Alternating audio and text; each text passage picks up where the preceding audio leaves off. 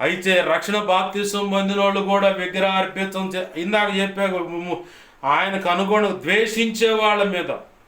ద్వేషం అంటే ఇంకో మాట కూడా చూపిస్తా. హెబ్రీ పత్రిక 6వ అధ్యాయము 4-5 వచనాలు గమనిస్తే, ఒకడు బుద్ధిపూర్వకంగా, అక్కడ రాసున్న మాట చదవండి, చూడండి. ఒకసారి వెలిగింపబడి పరలోక సంబంధమైన వరమును రుచి చూసి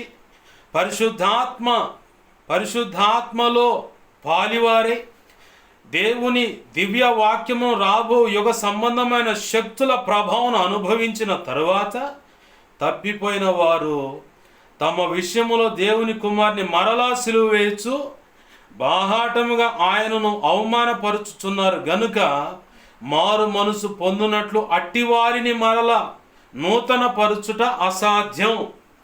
ఎవరిళ్ళు?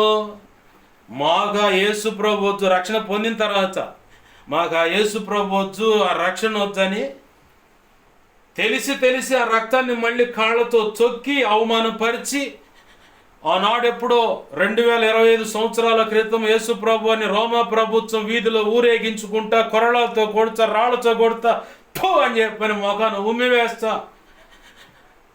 ఆ గొల్గతా అనే కొండ మీదకు తీసుకువెళ్ళి బాటంగా సిలువేసి హేళన చేసి మరణానికి అప్పచెప్పారే, అది సేమ్ ఇప్పుడు కూడా ఆ రక్షణ మాకొద్దు, మా ఇష్టం వచ్చిన మేము బ్రతుకుతామనే విగ్రహారాధనకి వెళ్ళిన వాళ్ళైనా సిగరెట్, పాన్, ఖైని, మసాలా, వ్యభిచారము, తాగుడు ఏదైనా పెట్టిగా వాళ్ళు యాత్ర పని ఇదంట.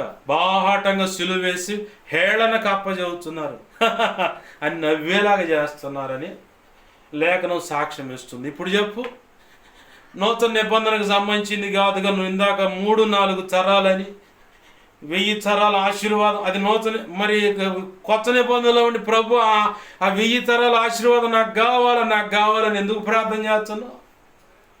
విశ్వాసం ఉంది కాబట్టి. ఆమేన్, హల్లెలూయా.